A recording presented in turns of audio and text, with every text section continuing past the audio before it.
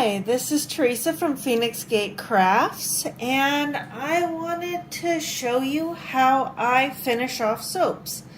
Now, this isn't what I do for selling soaps. There's a few more steps involved in that, but this is just your basic how you finish off soaps so that way you can keep them relatively safe. So, glycerin soap is a humectant, which means that it pulls moisture out of the air. So when you're soaping, you want to make sure that you are in a low humidity environment. California in the summer is pretty good at that.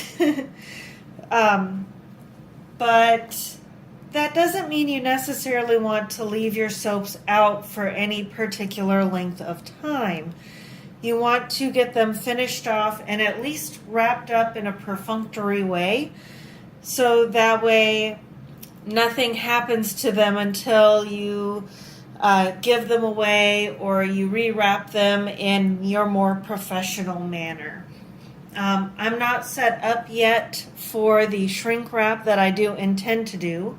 I do have a heat gun, so I could conceivably finish these off professionally, but the heat gun is still scaring me, so I'm not touching it yet until I feel emotionally ready and or watch a video on how to use one without burning myself.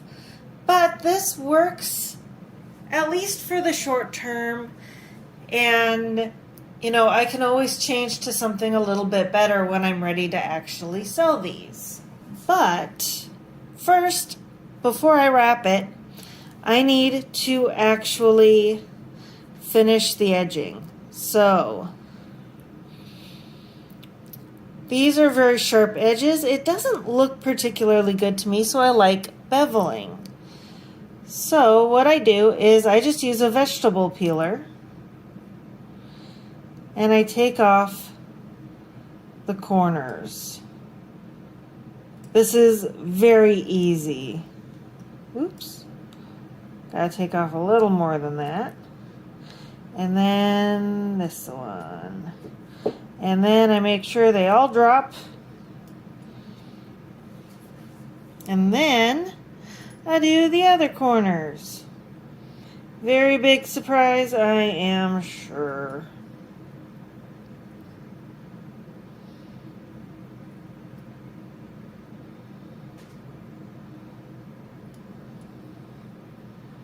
Oh, knew I missed one. Ta-da! Looks so much more professional, a little bit more jewel toned on the clear side. I'm going to call this one strawberry cheesecake soap. It's very simple and very plain, and the only scented portion is the top, but it will be lovely on skin. And it's got some pretty neat swirling on the inside. If you'd like to purchase bars like this, you can find them in my Etsy shop. They will be better wrapped than what I'm going to do. This is just a basic one because it's late at night and I want to make sure these get under cover so that I can take a few days before wrapping them nicely. But you can find these at my Etsy shop at etsy.com/shop/PhoenixGateCrafts. Anyway, once I've done this, I've got these little pieces here, and I really don't like wasting anything. For one, wasting resources is just kind of against the grain, but also these can come in handy sometime. So I have a little bag full of little bits and pieces and odds and ends. And someday I'm probably going to use these as soap filling or soap topping or something once I get some built up, because that's going to pack down really quickly. Anyway, once I've got all of those done, what I'm going to do is I'm going to take some cling wrap. You don't need particularly much, but you need more than you think you do. You also need less than you think you do. You're never going to get just the right amount, so kind of accept that you're not going to get the right amount.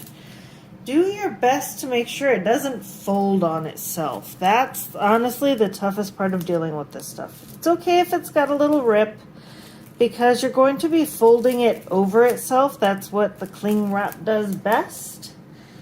And you set this top side down, long way, so that you've got the long ends going with it, because cling wrap's just a little bit big. Then you fold it over as best you can so there's no wrinkles. And you basically wrap it like a present, making sure to stick it down. You want there to be absolutely no air. And this will hold just fine. And if you've got space, go ahead and put this in another Ziploc baggie. I do use plastic, but I also reuse plastic. Like, I'm filling this up with soap shards, and then I will empty it, and then I will refill it with soap shards. So I feel that I'm at least not doing that bad of a job for the environment. At least not as bad as it could be. And quite frankly, this needs to be done in plastic. You can do cloth bags, but cloth bags are breathable, and anything that lets in air will let in the moisture that's in the air. So cloth bags really don't work for this, even though they are oftentimes better for the environment. Instead of doing cling wrap, though, you might want to do shrink wrap. That can get absolutely all the air pockets out. If you don't want to spend the extra money on actual shrink wrap, you can use cling wrap and then use the heat gun on the back end here, and that will just get it to pack down. And then you just have to be careful not to heat it too much, because cling wrap is much more likely to get holes in it than shrink wrap, which will still get holes, but at least the shrink wrap isn't quite so likely to get holes. Anyway, I hope this helped you out. Happy crafting! Bye!